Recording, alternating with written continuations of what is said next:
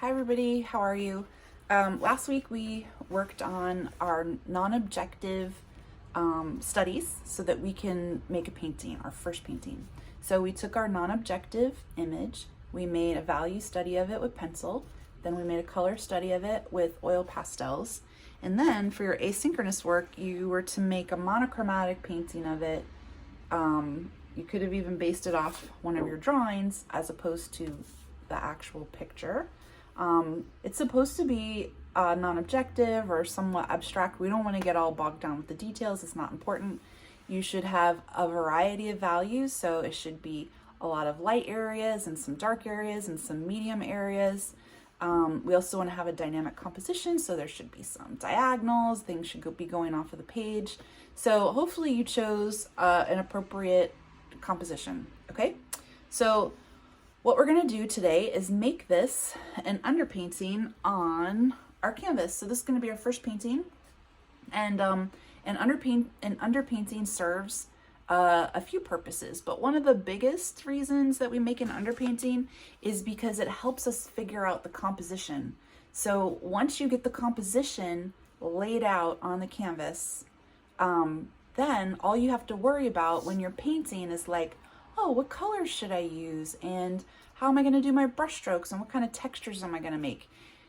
It's a lot harder if you don't make an underpainting, then you're trying to figure out the composition and the color and the texture. You're trying to figure it all out at once, and it just makes it more complicated. So the first step is to just focus on the composition, and within that, you're focusing on the different values, okay?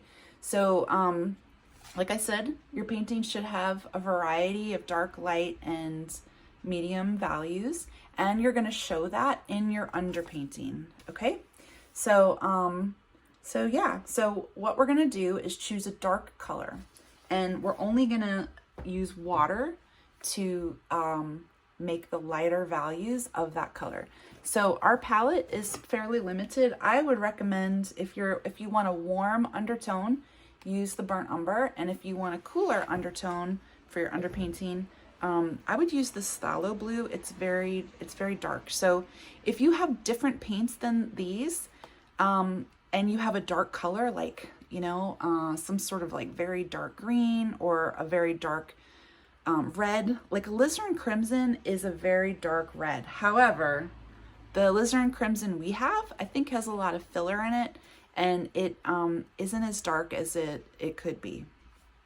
You could try it. I might try it with another painting. But for today, I want cooler undertones with my painting. So I am gonna try using the phthalo blue. And like I said, I'm gonna use less water for the dark areas. I'm gonna use more water for the lighter areas, okay? And I'm not even gonna look at my original reference. I'm going to use my monochromatic painting as my reference. Okay, so let's get started. I was painting this earlier. I was working on this, so I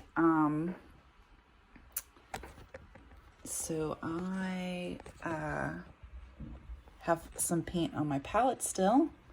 Hopefully this will fit under here. Not the whole thing, but that's okay. All right. I'm gonna set up my image here so I can see it, and I think we're ready to go. Does this look okay? Let me get this situated better. Is it still going? Are you still there? Sorry. Is it still okay? It is still going.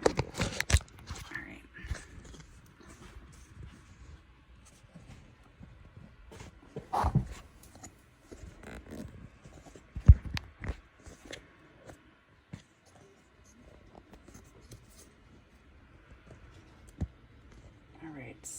I don't know if you can see that whole thing. Oh, I know. I will raise this. Let's see what I should do.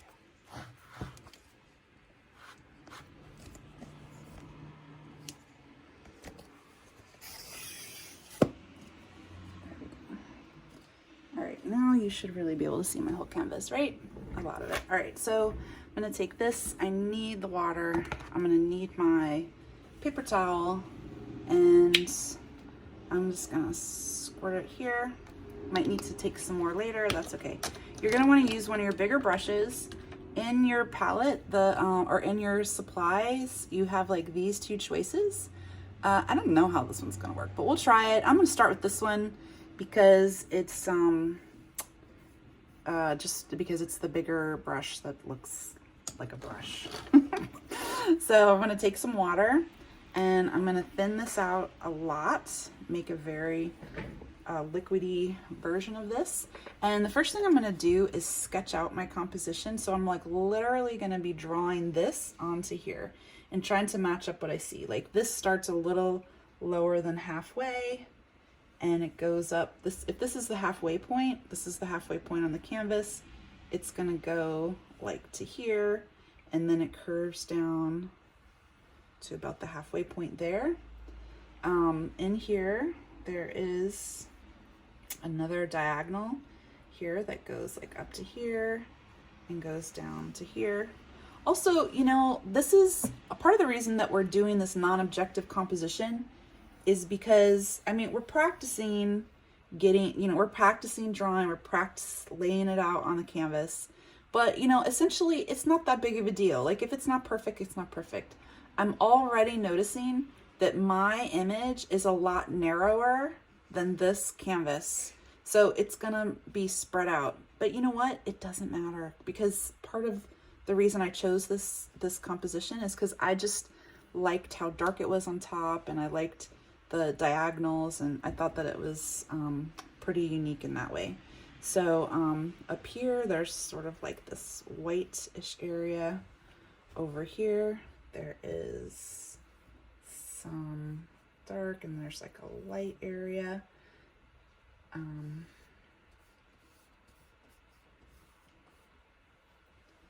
then in here,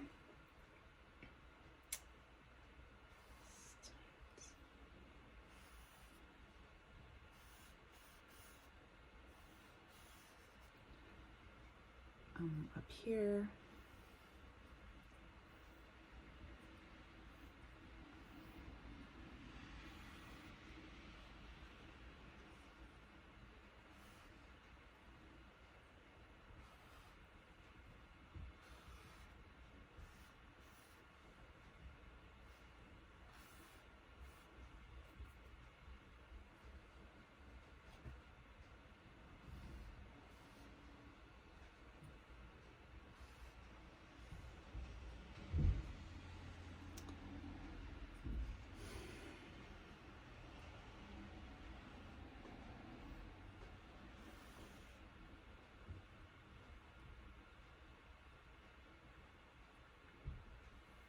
you could even change it a little if you felt like you wanted it to be a little bit different.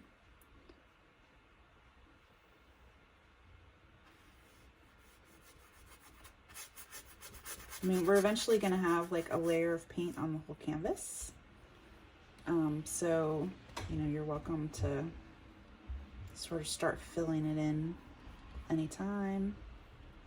If you painted a place that was dark, it needed to be lighter, and you can't take your paper towel, like, see, you could take this paper towel and wipe off some of it. You know, if you can't do that, you could take some white and sort of scrub it out that way.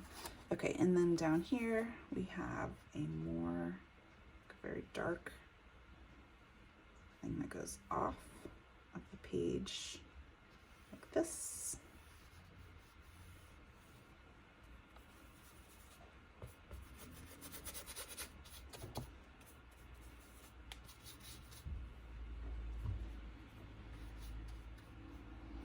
You might need to be a little careful with this because when the paint is watery, it does fling everywhere, and it is still acrylic paint that can get in your clothes and get kind of all over the place. One thing is too, I didn't tell you about this, but some people get very picky about their edges here. So you can see it's already going off of the edge. See that? Sometimes people paint the edges of it. Some people also just take some tape. Like I could take some of this tape and tape off the edges like this. in the end, I'll take it off in the end, but I could tape the edges with some sort of art tape or masking tape like this. And then this should keep your, the edges of your canvas clean so that it's, I don't know, some people get very fussy about that. I mean, I do like things to look neat and clean personally. I just try to be careful, but you can't really always be that careful. And if you notice, I already did get some, it's already going over the edge there, you know, I don't know. This is our first painting. I don't actually care if it goes over the edge because it's kind of a practice painting. If you can see that it might be something that you want to sell to somebody someday, maybe you want to mark off your edges. Okay, so I'm looking at this. I'm going to try to get different values by adding more or less water. So in here, this is very light blue. So I've added more water.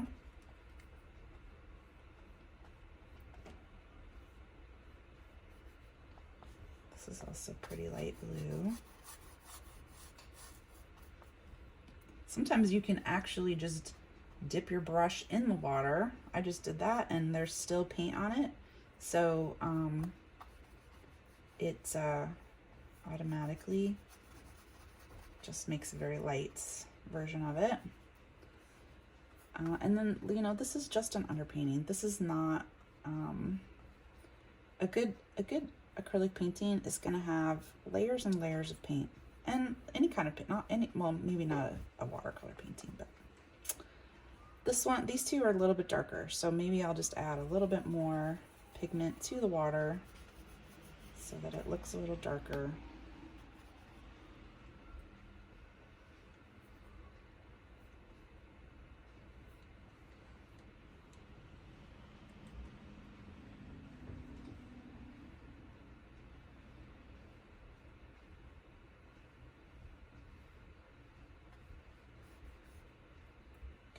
So I guess this one is supposed to be a little bit darker than this bottom one. So I can go back, put some water, rinse this out. I could go back and add some water to this since it hasn't dried yet. I can blot out some of this with a paper towel.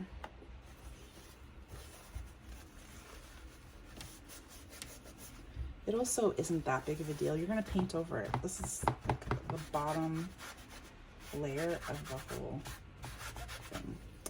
Actually, I kind of like that it did that, but it doesn't matter because we're not gonna see it. It's gonna have like a big, okay, this line here is supposed to be white. So I'm gonna leave this little shape here white. And then on the inside, there's a lot going on. As far as this is sort of lighter.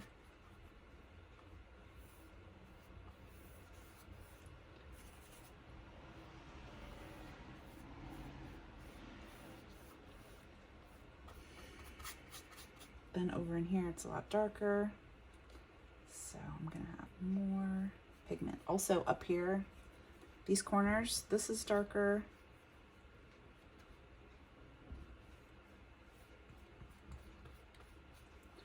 And then this is darker.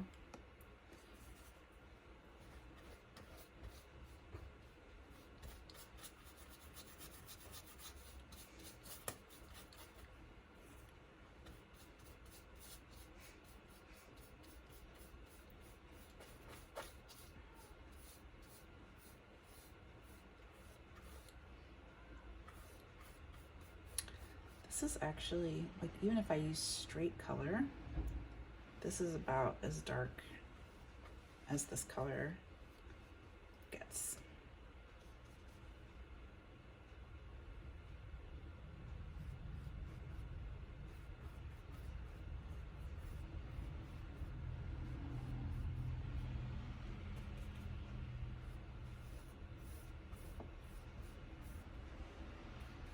With just the water.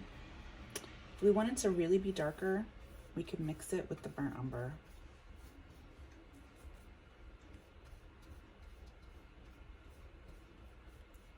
But for the underpainting, you know, it doesn't have to be perfect. The main thing with the underpainting is sort of just to lay out our composition. So, oh, over here, there's also a dark shape. If you get little hairs, the bristles coming out, just pull them off.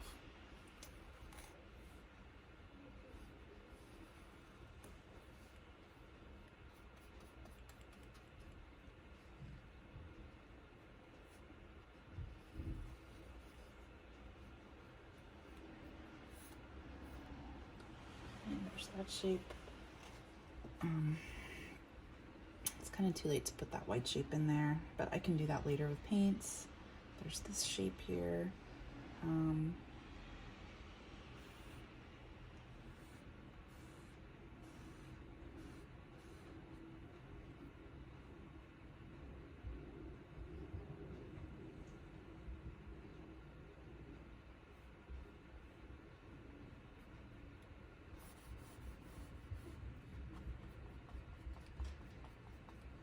So we're gonna try to avoid just having an outline. Like, we don't want to have just a drawing. We want it to be filled in with some solid values. Okay. There's another.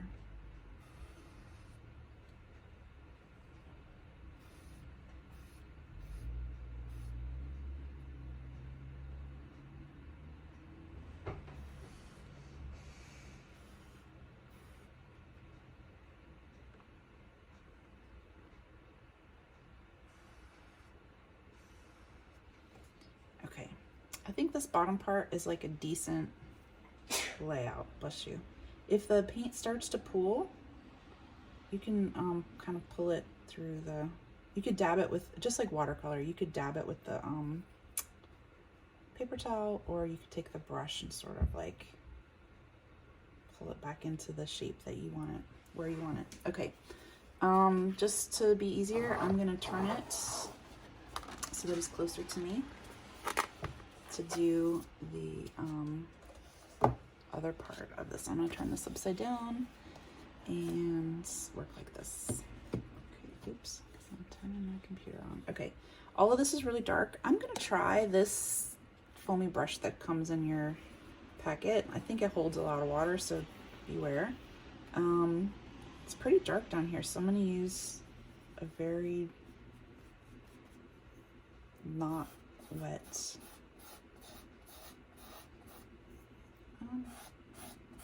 this works.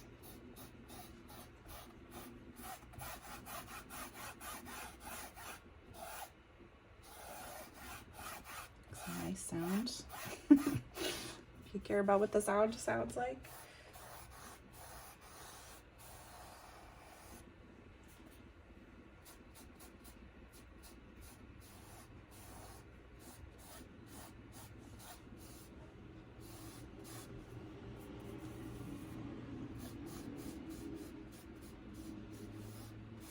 This canvas is a little bit saggy.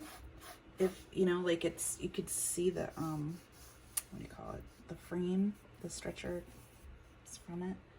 You can put some water on the back with a sponge, and then take a paper towel and dry it. Let it dry. It should tighten it up. After this dries, I'm probably gonna do that.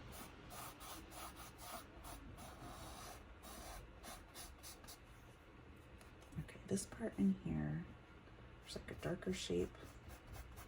It goes like this.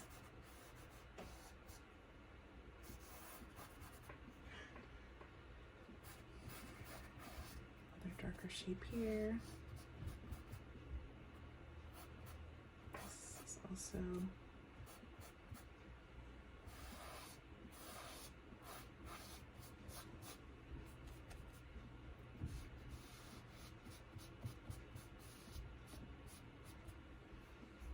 here's very dark. Up here is darker. Use this.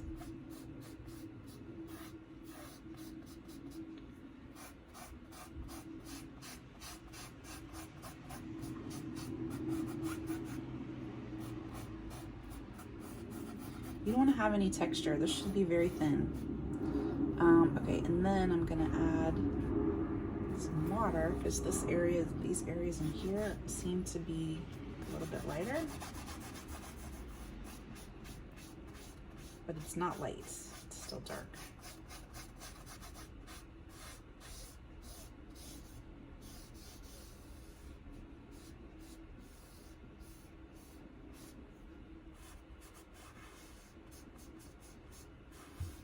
And the white highlights that are in here, we would just sort of show those last. I mean, that's sort of like a detail at the end that, that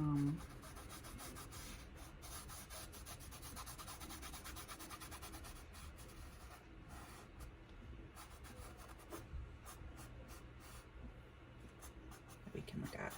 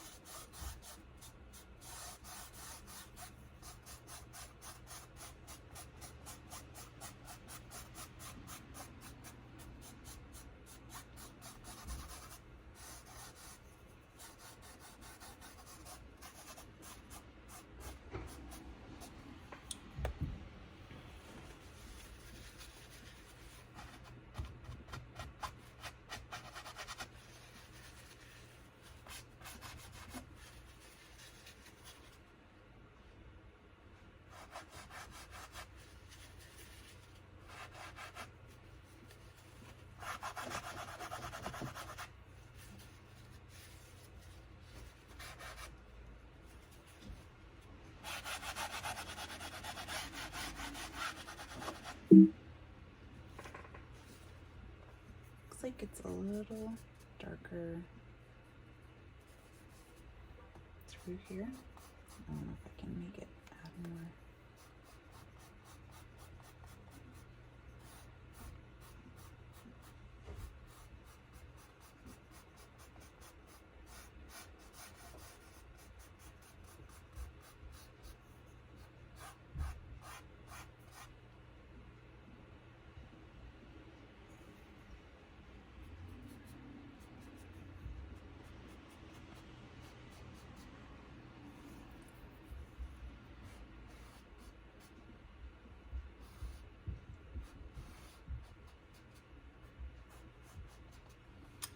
Okay, this is an underpainting. So, let's see. As you can see, it is, the whole canvas is filled. It's showing where the dark and light areas are. I only used one color, so it was really hard to get some of the very dark areas, but just do the best that you can. Yeah, we're gonna try different underpainting techniques next time. So this is just one way to do it. It's like a very light underpainting. So, okay, actually, do you want me to turn it around so you can see it this way? Sorry. So here are the two next to each other, and you can see, you know, you can always squint and see, like, I might need to go back. There's a lot of dark areas in here and light areas in here that will come as I continue to paint like more layers on this canvas. So, okay, good luck.